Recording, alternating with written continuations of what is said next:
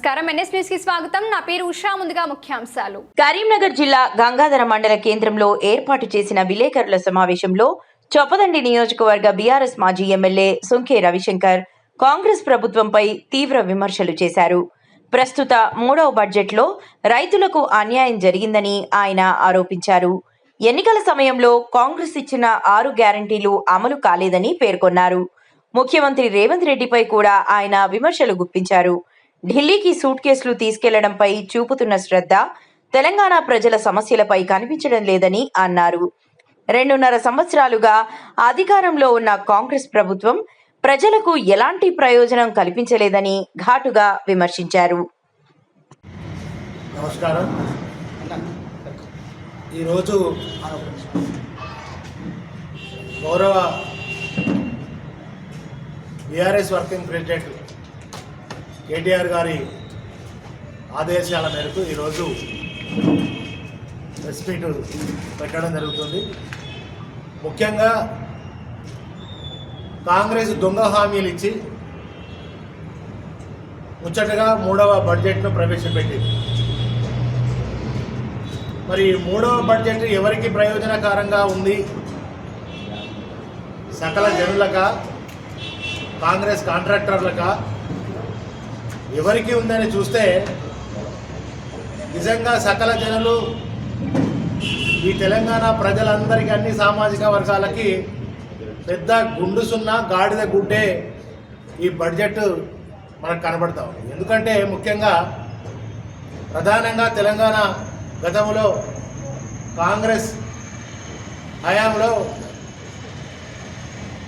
ఇక్కడ తాగుదామంటే నీళ్లు లేవు, సాగు చేసుకుందామంటే చుక్క నీరు లేకని పరిస్థితులలో తెలంగాణలో రైతుల ఆత్మహత్యలు ఉన్నటువంటి సందర్భాలలో ఆనాడు తెలంగాణ ఉద్యమం సాగించినటువంటి కేసీఆర్ గారు తెలంగాణ రాష్ట్రాన్ని తీసుకొచ్చి వచ్చిన తెలంగాణ ఒక దేశానికి రోల్ మోడల్గా మరి నిలిపి ప్రతి బడ్జెట్ కూడా దేశంలో ఏ రాష్ట్రంలో లేనంత భారీ బడ్జెట్ అన్ని వర్గాలకు సకల జనుల మెప్పించే విధంగా అన్ని వర్గాలు మరి ముందుకు తీసుకుపోయే విధంగా ఆనాడు కేసీఆర్ గారి బడ్జెట్ ఉంటే, మరి వాళ్ళ ఆనాడు కేసీఆర్ గారు వ్యవసాయ రంగానికి చాలా పెద్దపీట వేసి చేస్తే ఈనాడు మరి ఇదే వ్యవసాయ రంగానికి 26-27 బడ్జెట్లో 23,179 కోట్లు మాత్రమే ఇచ్చారు. వ్యవసాయ రంగానికి ఆనాడు కేసీఆర్ గారు పెద్దపీట వేసి రైతులు రాజున చేయాలనే లక్ష్యంతో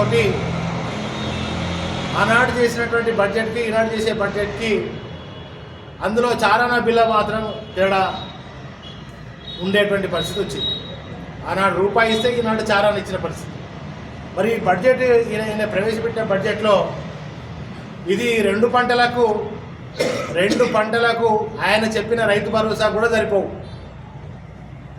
ఈయన ఇచ్చినటువంటి ఏదైతే బడ్జెట్ ప్రవేశపెట్టిండో ఆ బడ్జెట్ ఆయన కరెక్ట్గా ఇస్తే 2 భరోసాలు రెగ్యులర్గా, అంటే ఆయన చెప్పిన రైతు భరోసా ఎకరాన 12,000 కౌలు రైతులకు ఇచ్చే డబ్బులు, ఉపాధి హామీ వాళ్ళకి ఇచ్చే డబ్బులు లెక్క పెడితే 2 సార్లు రైతు భరోసా ఇవ్వలేడిగా.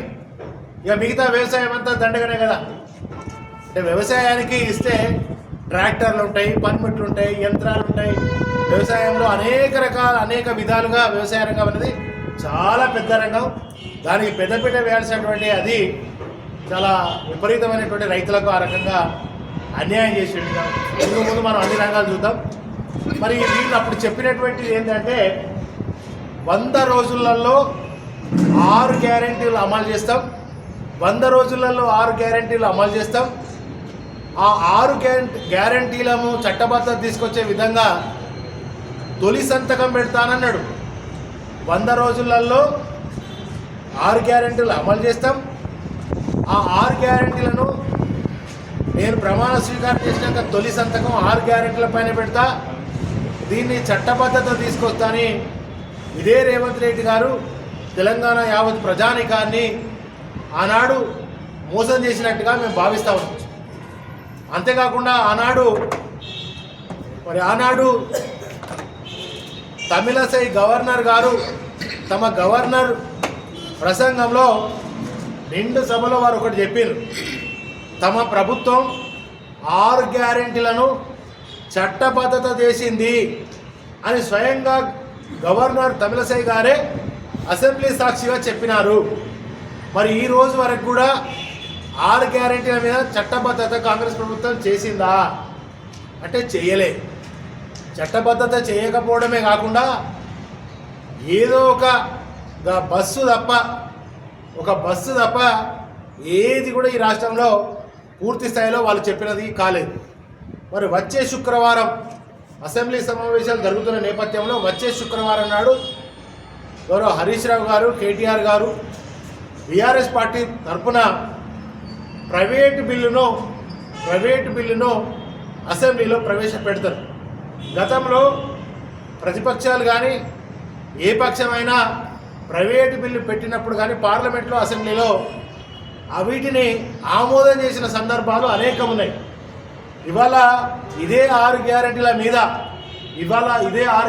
మీద మరి వచ్చే శుక్రవారం నాడు బీఆర్ఎస్ పార్టీ తరఫున ప్రైవేట్ బిల్లును మా పార్టీ పక్షాన ఉన్నటువంటి ఎమ్మెల్యేలు, లెజిస్లేటివ్ పార్టీ ఫ్లోర్ లీడర్లు అందరూ కలిసి ప్రవేశపెడతారు. దీన్ని మీకు నిజంగా చిత్తశుద్ధి ఉంటే, దమ్ ఉంటే, ధైర్యం ఉంటే, మీరు మాట ఇచ్చి ఉంటే, ఆ ఇచ్చిన మాట మీద మీరు కట్టుబడి ఉంటే ఈ ప్రైవేటు బిల్లును మీరు ఆమోదం చేయాలనేది మేము డిమాండ్ చేస్తా ఉన్నాం తెలంగాణ రాష్ట్ర ప్రజల పక్షాన.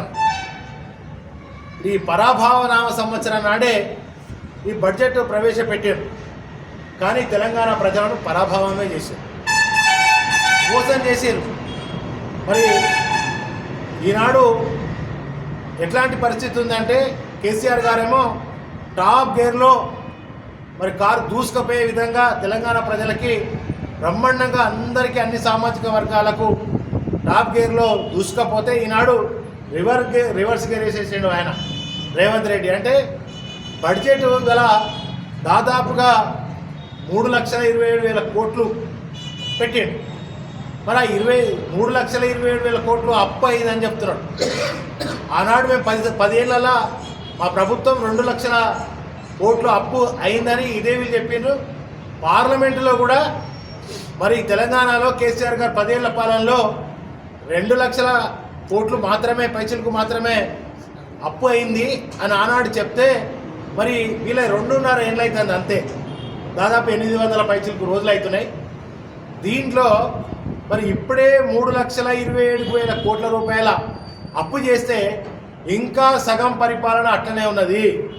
మరి తెలంగాణ ప్రజల మీద, ఈ తెలంగాణ ప్రజల నెత్తి మీద ఇంకా ఎన్ని లక్షల కోట్ల అప్పు చేసే పరిస్థితి ఉందో. నువ్వు అప్పు చేసినావు. ఆనాడు కేసీఆర్ గారు అప్పు చేసి సెక్రటరియట్ కట్టిండు, కాళేశ్వరం ప్రాజెక్టు కట్టిండు, అంబేద్కర్ భవన్ కట్టిండు, అదేవిధంగా జిల్లా కలెక్టర్ కార్యాలయాలు కట్టిండు, గురుకుల కళాశాలలు కట్టిండు, కాలేజీలు కట్టిండు, మెడికల్ కాలేజీలు కట్టినాం, రోడ్లు వేసినాం, బ్రిడ్జీలు కట్టినాం, కాలువలు తవ్వినాం, నీళ్ళు ఇచ్చినాం. విద్య, వైద్యం అన్ని రంగాలలో ఒక రోల్ మోడల్ చేసినటువంటి ప్రభుత్వం ఇది. మరి అలా ఒక చిన్న కాలువనన్నా తవ్వినావా రేవంత్ రెడ్డి గారు? ఒక్క ఇటుకనన్నా వేల్చినావా, పెట్టినావానే? మరి దేనికోసం అప్పు చేస్తున్నావు? ఈ తెలంగాణలో ఇంత అప్పు చేసి ఇవాళ వేరే రాష్ట్రాలలో ఎన్నికలు అవుతున్నాయి, లేదా ప్రతి నెలకోసారో నెలకు 3-4 సార్లు, దాదాపు 60 సార్లనో 70 సార్లనో ఇవాళ ఢిల్లీకి పోయినప్పుడల్లా తెలంగాణ ప్రజా సొమ్మును తీసుకుపోయి రాహుల్ గాంధీకి పెట్టేస్తున్నాడు. ఇక్కడ సూట్ కేసులు తీసుకుపోవడు, తెలంగాణ ప్రజానికానికి సంబంధించినటువంటి సూట్ కేసులు, ట్యాక్స్ల ద్వారా ఇవన్నీ వచ్చే డబ్బులన్నీ తీసుకుపోయి రాహుల్ గాంధీకి కప్పం కట్టేస్తున్నాడు ఈ రేవంత్ రెడ్డి. మరి అదేవిధంగా సీఎం గారు తొక్కుతా పండబెట్టి తొక్కుతా, పాతాళానికి వేసి తొక్కుతా అని నిండు అసెంబ్లీలో ఆయన సీఎమా, చీఫ్ మినిస్టరా? మరి ఆయన ఒక సీఎం స్థాయిలో అదే అసెంబ్లీ సాక్షిగా తొండం దొరకొడతా అన్నాడు, ఏదో అన్నాడు. ఈ అసభ్యమైనటువంటి ఒక ముఖ్యమంత్రి స్థాయిలో మాట్లాడేటువంటి ఫస్ట్ నీ భాష మార్చుకుంటే మంచిదనేది మా అందరి అభిప్రాయం. మరి అదేవిధంగా ఒక ముఖ్యమంత్రి స్థాయి తెలంగాణ గౌరవాన్ని దిగదారుస్తున్నటువంటి ముఖ్యమంత్రి గారు మీరు మీ పద్ధతిని మార్చుకోవాలని చెప్పి మేము డిమాండ్ చేస్తాం. ఇదే రేవంత్ రెడ్డి గారు రాష్ట్రానికి వచ్చే ఆదాయాన్ని తొక్కేసిరు, నొక్కేస్తున్నారు. రాష్ట్రానికి వచ్చే ఆదాయాన్ని తొక్కేస్తున్నారు, నొక్కేస్తున్నారు. అదేవిధంగా సంక్షేమాన్ని పాతాళానికి తొక్కేసారు.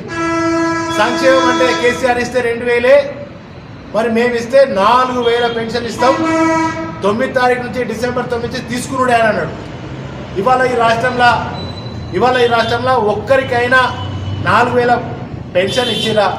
మీరు పెట్టినటువంటి బడ్జెట్ 3,27,000 కోట్ల రూపాయల బడ్జెట్లో ఈ 2.5 ఏళ్లలో మీరు చెప్పిన 4000 పెన్షన్ ఈ రాష్ట్రంలో ఒక్కరికైనా ఇచ్చిండ్రా? అదేవిధంగా అభివృద్ధి కూడా ఎక్కడొక బంగ్లా కట్టింది లేదు, ఓ కెనాల్ తవ్వింది లేదు, దాన్ని కూడా తొక్కి పారేసారు. 6 గ్యారెంటీలు, అదేవిధంగా ఈ డిక్లరేషన్లు అన్నీ కూడా తొక్కేశారు. 2 లక్షల ఉద్యోగాలు అన్నారు, జాబ్ క్యాలెండర్ అన్నారు. మీ 2 లక్షల ఉద్యోగాలు ఏవి, జాబ్ క్యాలెండర్ ఏది? మరి ఇవాళ మేమిచ్చిన 60,000 ఉద్యోగాలనే వాళ్లకు లెటర్ గిట్ల కాగితాలు ఇచ్చి ఆ కాగితాలు మేమే ఇచ్చినామని చెప్పుకున్నారు తప్ప మీరు ఇచ్చిన ఉద్యోగాలు తెలంగాణ రాష్ట్రంలో కనబడతలేవు. సో ఇప్పటికైనా కొద్దిగా బుద్ధి తెచ్చుకొని మీ యొక్క ఈ సిగ్గులేని ప్రవర్తన, ఈ యొక్క నీచమైనటువంటి ప్రవర్తన మార్చుకొని ముందుకెళ్ళాలని చెప్పి నేను డిమాండ్ చేస్తాను. మరి ఇవాళ సీఎం అన్నదమ్ములు కమిషన్లు నొక్కేస్తున్నారు. వీళ్ళు పెట్టే బడ్జెట్లల్లో కమిషన్లకే, కాంట్రాక్టర్లకే, సీఎం అన్నదమ్ములకే పెడుతున్న తప్ప పేదోళ్ళకి ఏం చేసే పరిస్థితులలో లేరు వాళ్ళు. మరి ఆనాడు 10 ఏళ్ల పాటు ఎంత సంక్షేమం బ్రహ్మాండంగా జరిగిందో మనం అందరం కూడా తెలంగాణ ఎంత సుభిక్షంగా ఉండను. కనుక మరి తులం బంగారం ఇస్తాం అడిషనల్గా కళ్యాణ లక్ష్మితో పాటు అన్నారు. ఈ రాష్ట్రంలో ఒక్కరికన్నా తులం బంగారం ఇచ్చిండ్రా? ఈ యొక్క రాష్ట్రంలో ఒక్కరికన్నా తులం బంగారం ఇచ్చిండ్రా? తులం బంగారంను తుంగలో దొక్కేసింది. మీ రైతు భరోసాను అడ్రస్సే లేదు. మరి అదేవిధంగా స్కూటీలు అన్నారు, యువత ఒక్కరికన్నా ఈ రాష్ట్రంలో స్కూటీలు ఇచ్చారంటే స్కూటీలను ఆకాశానికి పంపారు. నిరుద్యోగ వృత్తి ఇస్తా అన్నారు. ఈ రాష్ట్రంలో ఒక్కరికైనా నిరుద్యోగ వృత్తి ఇప్పటి వరకు ఇచ్చిండ్రా? నిరుద్యోగులను మోసం చేశారు, రైతులను మోసం చేశారు. మా మహిళలు కోటీశ్వరులను చేస్తా అన్నారు. కోటీశ్వరాలను చేస్తే ఒక్కొక్కరని అంటే అయితే మహిళలను వాళ్ళను మోసం చేశారు. ఇట్లా ఈ రంగం గా రంగం అని కాదు, ఈ రంగం రంగం అని కాదు, అన్ని రంగాలను ఇలా తెలంగాణ ప్రజలను వంచినటువంటి బడ్జెట్, నయవంచన చేసిన బడ్జెట్ ఇవాళ ప్రవేశపెట్టింది. ఇవాళ కేసీఆర్ ఆనవాళ్ళు లేకుండా చేస్తా అని చెప్పి కేసీఆర్ కిట్టు బంద్ పెట్టిండు, విదేశీ విద్యా బంద్ పెట్టిండు. అయితే అది రాహుల్ గాంధీ, రాజీవ్ గాంధీ, ఇందిరాగాంధీ పేరు మార్చుకొని ఆ ప్రజలకు అందించండి. మా విజ్ఞప్తి ఏంటంటే ప్రజలకు అందాల్సినటువంటి కేసీఆర్ కిట్టును అది మీరు ఇష్టమైనప్పుడు ఇందిరాగాంధీ పేరు పెట్టుకోండి, రాజీవ్ గాంధీ పేరు పెట్టుకోండి, నెహ్రూ పేరు పెట్టుకోండి, గాంధీ పేరు పెట్టుకొని, ఏ పేరైనా పెట్టుకొని ఆ కేసీఆర్ కిట్ ఇవ్వండి. ఆ విదేశీ విద్యకు సంబంధించింది ఇవ్వండి. ఇక మా దళితులను అయితే దగా చేసిండు, దళిత వ్యతిరేకి ఇవాళ రేవంత్ రెడ్డి గారు. ఆనాడు కేసీఆర్ గారు దళిత బంధు దేశ చరిత్రలో ఎక్కడ లేనటువంటి విధంగా దళిత బంధు 10 లక్షలు ఇస్తే 10 లక్షలు ఇస్తారా, 12 లక్షలు ఇస్తాం మేము అని చెప్పినటువంటి ఆయన ఇవాళ రాష్ట్రంలో ఒక్కరికన్నా ఇచ్చిండా? ఒక్కరికన్నా ఎందుకు ఇస్తారో మరి? 2.5 సంవత్సరాలుగా ఈ రాష్ట్రంలో దళితులను దగా చేసి, రైతులను మోసం చేసి, మహిళలను నయవంచన చేసి, ఇవాళ యువతను, నిరుద్యోగ యువతను మోసం చేసి, ఉద్యోగులను, పెన్షన్దారులను కూడా పిఆర్సీ లేకుండా, ఏది లేకుండా వాళ్ళను కూడా నిండా ముంచినటువంటి ప్రభుత్వం ఇవాళ కాంగ్రెస్ ప్రభుత్వం. మా గొల్ల కుర్మలన్నలు ఏం అన్యాయం చేసిరు? మా ముదిరాజు అన్నలు ఏం అన్యాయం చేసిరు? వాళ్ళకి ఏవి గొర్రెలేవి? వాళ్ళకి గొర్రెలేవి? మరి మత్స్య సంపదను పెంచినాం మేము. ఆ మత్స్య సంపద వాళ్ళకు కావాల్సిన ప్రోత్సాహకాలేవి? కనుక ఇవన్నీ కూడా మీరు చెప్పినటువంటి హామీలు, దొంగ హామీలు ఏవైతే ఉన్నాయో వాటిని అన్నింటినీ కూడా పూర్తి స్థాయిలో మరి అమలు చేయాలని చెప్పి నేను డిమాండ్ చేస్తూ, 1 కాదు 2 కాదు మీరు చేసిన మోసం, చాలా మోసాలు, దగా. ఆ బట్టి ఒకటి చెప్తాడు, బట్టి ఉప ముఖ్యమంత్రి ఒకటి చెప్తాడు అసెంబ్లీలో, రేషన్ కార్డులు 6 లక్షల పైన ఇచ్చిండ్రు అని ఇదే బట్టి చెప్తాడు. బట్టి విక్రమార్క ఉప ముఖ్యమంత్రి చెప్తాడు. రేవంత్ రెడ్డి ఒక్క రేషన్ కార్డులు ఇవ్వలేదని. సిగ్గుండాలి మీకన్నా అవగాహన లేదు. కనీసం మీకంటే మీకు కూడా ఒక అవగాహన లేనటువంటి పరిస్థితి ఉంది కనుక ఇప్పటికైనా కొద్దిగా చదువుకోండి. ఆ బిల్లులు చదువుని, ఆ బిల్లులలో ఏం పెడుతున్నారో చదవండి, నేర్చుకొని అసెంబ్లీకి రావాలి. అసెంబ్లీలో కూడా ఏం మాట్లాడాలో అజ్ఞానంతో మాట్లాడద్దని చెప్పి తెలియజేస్తూ మీరు ఇచ్చినటువంటి మాటలన్నింటినీ కూడా కట్టుబడి, మాటకు గతి లేదు పూటకు గతి లేదు అన్నట్టు ఉన్నది ఇలా కాంగ్రెస్ల పరిస్థితి. చెప్పేటేమో పెద్ద పెద్దవి కోటలు దాటుతాయి, ఇలా మాటలు కోటలు దాటుతాయి, చేసేది గడప దాటదు, అమలు అనేది గడప దాటదు. సో అదేవిధంగా ఇంకా మరి ఈ కాన్స్టిట్యున్సీ పరిస్థితికి వస్తే నారాయణపూర్ రిజర్వాయర్ గత మా ప్రభుత్వం ఉన్నప్పుడే దాదాపు 2000 కోట్లు పెట్టి దాన్ని పూర్తి చేసి, కాంగ్రెస్ అసంపూర్తిగా ఉంచితే దాన్ని పూర్తి చేసి మంగపేట కానీ నారాయణపూర్ కానీ ఆ నిర్వాసితులకు మేము ఆనాడు డబ్బులు ఇచ్చినాం. ఇదే ఇంకా దీని మీద చాలా డీటెయిల్డ్గా ప్రెస్ మీట్ పెట్టేది ఉన్నది. ఒక 3-4 రోజుల తర్వాత పెడతాం. ఆ గ్రామానికి, నారాయణపూర్ గ్రామానికి, మంగపేట నిర్వాసితులకు అండగా ఉంటాం. తప్పకుండా వాళ్ళకు న్యాయం జరిగే వరకు బీఆర్ఎస్ పార్టీ అండగా ఉంటుంది. వాళ్ళ ఉద్యమాలు చేస్తాం. మేము ఒక కార్యాచరణ కూడా ప్రకటిస్తాం త్వరలోనే. నారాయణపూర్ నిర్వాసితులకు ఇక్కడ ఉన్నటువంటి స్థానిక శాసనసభ్యుడు ఏదైతే మాట ఇచ్చిండో ఆ మాట కట్టుబడి ఆ నిర్వాసితులకు న్యాయం గీట చేయకపోతే, ఆయన ఆనాడు ఏం చెప్పిండో, స్తంభానికి కొట్టేసి కొట్టుమన్నాడు, హనుమంతుని గుడి మీద ప్రమాణాలు చేసిండు, చెట్లకు కట్టేసి కొట్టుమన్నాడు, ఏవేవైతే చెప్పిండో అవన్నిటిని కూడా అమలు జరుగుతాయి. త్వరలోనే వాటికి సంబంధించినటువంటివి కూడా అమలు జరుగుతుంది. కార్యాచరణ నారాయణపూర్ రిజర్వాయర్ మీద చేస్తాం. ఇవాళ ఈ కాలువల పని చేసుడు శాతం అయితే లేదు. పంటలన్నీ ఎండిపోతున్నాయి రా నాయన అంటే నీళ్ళు ఇచ్చుడు శాతం అయితే ఒక కాలువ కూడా శాతం, కుడి కాలువ, ఎడవ కాలువ అన్నీ పెండింగ్ ఉన్నాయి. ఉత్తమ్ కుమార్ రెడ్డిని తీసుకొచ్చుడు, ఇన్ని కోట్లు ప్రకటన అన్నాడు, అన్ని కోట్లు ప్రకటన అన్నాడు, తూతూ మాత్రం దొంగ హామీలు అక్కడ రేవంత్ రెడ్డి. ఇక్కడ ఉన్నటువంటి ఇది కూడా జరుగుతూ ఉంది. త్వరలో నారాయణపూర్ నిర్వాసితులకు ఏ విధంగా అండగా ఉంటాం, ముంపు గ్రామంగా ప్రకటిస్తానని తను ఏదైతే చెప్పిండో దాని మీద ఆయన కట్టుబడి ఉండాలి. లేని పక్షంలో సరి అయినటువంటి గుణపాఠం బీఆర్ఎస్ పార్టీ, ప్రజలు అందరూ